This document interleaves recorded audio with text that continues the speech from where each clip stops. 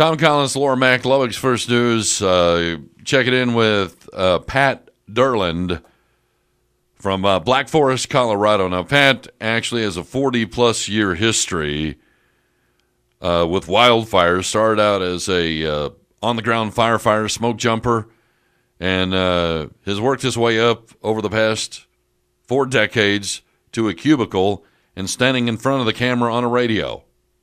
Welcome to the program, Pat. Mm-hmm. Thanks for having me this morning. Yeah, you bet. Okay, where you're calling from is the site of the state of Colorado's worst wildfire in state history, wiping out all the homes and stuff there about 2 years ago. Yeah, that's correct. We're in Black Forest, Colorado this morning. And that fire happened in June of 2013, right?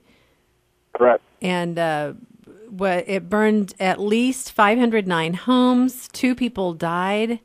And 93, how many acres? Was it 94,000 acres were burned? Or that was the evacuation area that was covered? Yeah, I think that's probably an accurate statement for the evacuation. I'm not sure the fire size was actually that big. 38,000 important people. part is the home loss. Yeah, what is the terrible? What's the message and awareness that you want to bring to wildfires and the potential, the danger of wildfire? Well, there's a couple things, and one is of all the natural elements we deal with, tornadoes, hurricanes, earthquakes, floods, wildfire is the one that responds best to what we call pre-event mitigation, and that's largely stuff homeowners can do around their house by hardening their home and treating their landscape and keeping it lean, clean, and green around the house. Okay, in our area, the big push is for water conservation because we're and have been in a drought-stricken area, and so people are looking at xeriscapes, which are low water usage. Now they can be green. They can I guess be fire retardant, if you will. But how do you go about having your cake and eating it too when it comes to this kind of stuff?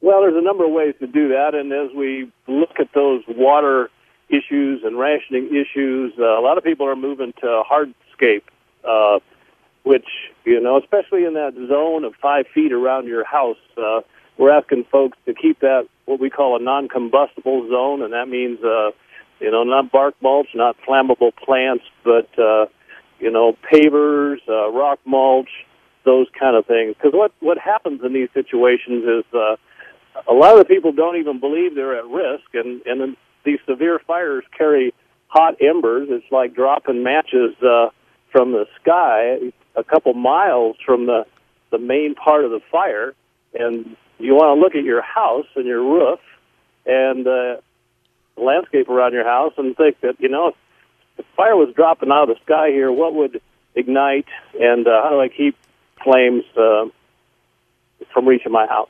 Right. Now, where you're at, you're calling from a mountainous region.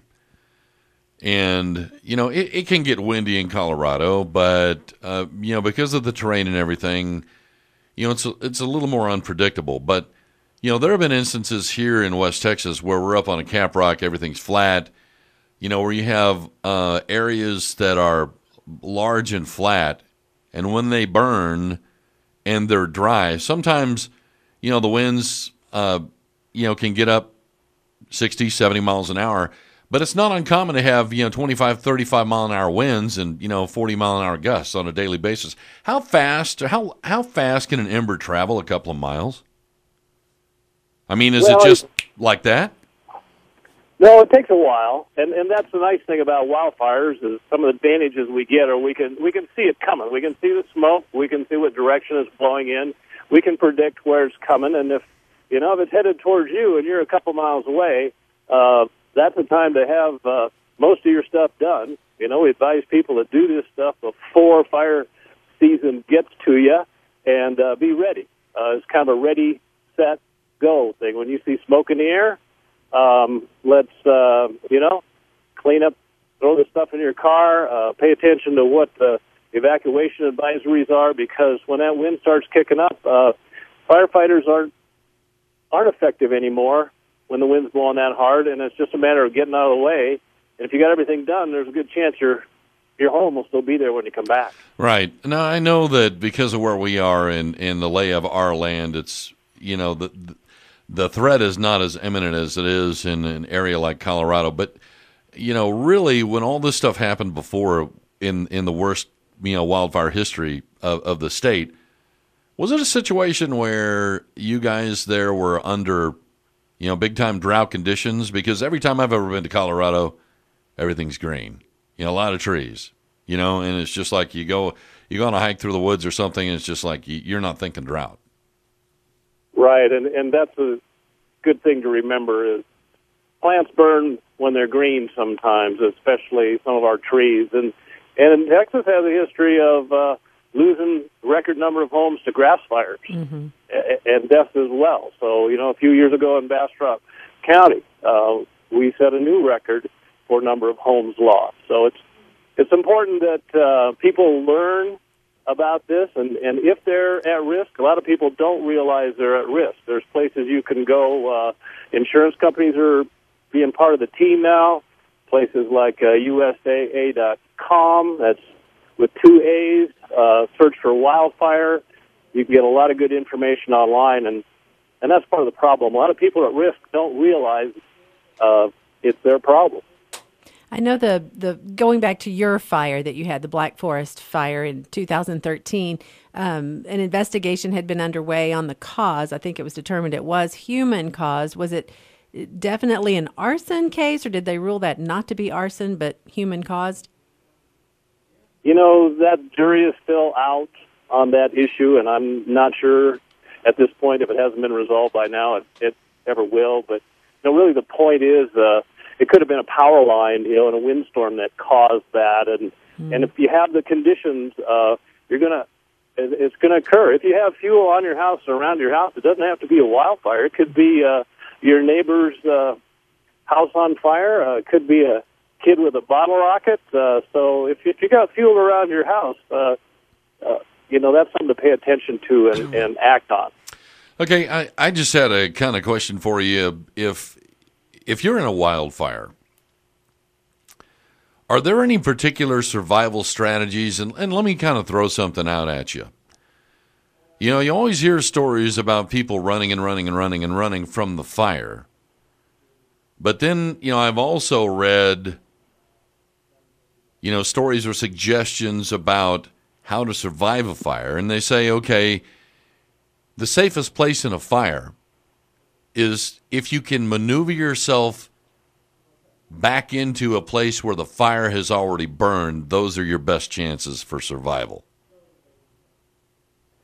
Well, here's a strategy I'd like to suggest is that, if you're home a lot, you start with your home because that's important to you, and you harden your home like we talked about, cleaning the roof. You keep your landscape clean and green. And you get out before, because people tell us all the time that, these fires move faster than we thought. As a matter of fact, in this fire in Colorado, it's suspected that the folks that died here just waited too long, and just when it came time to leave, it was too late. And we lose a lot of people because of that very thing. They're worried about pets. They're worried about stuff in their homes. So it's more get out while you can. If you're trapped and you've taken care of your home, that may be the safest place to be. That may end up being your safety zone. So that's another reason for prepping it before the event. Makes a lot of sense. Okay. But on the other hand, you don't want to, I've talked to people from hurricane situations and wildfire that have stayed, and they said, I'll never do that again. Right. It was horrible. Yeah, So prepare, and, the rest of it's life is important. The rest of it is just stuff. Right. I get it. Hey, Pat, thanks for ringing us up this morning. Pat Durland, been in the firefighting business for 40-plus years. Thanks for ringing us up. And thanks for what you do. Well, thanks for having me, and be safe. Appreciate it.